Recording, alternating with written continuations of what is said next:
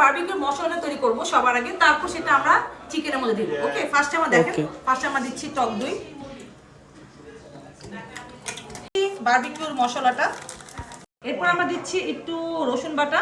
এটা হচ্ছে মাপ মোতাবেক, যেহেতু আমাদের 6 কেজি চিকেন, তার মানে একটু রসুন বাটা। এটা হচ্ছে এই যে আদা বাটা। আমরা দিচ্ছি জিরা গুঁড়া। এরপর আমরা দিচ্ছি ধনিয়া গুঁড়া, হলুদ গুঁড়া, দিচ্ছি মরিচের গুঁড়া। মরিচ একটু হালকা দিব, কারণ ঝাল বেশি খাবো না বাচ্চা। স্বাদ মতো লবণ দিয়ে দিচ্ছি সয়া সস। এরপর হচ্ছে বারবিকিউ সস দিচ্ছি, পুরোটাই দিয়ে দিব আমরা।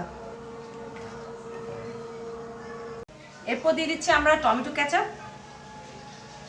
এখন দিচ্ছি গোলমরিচের গুঁড়া। এখন দিচ্ছি লেবু।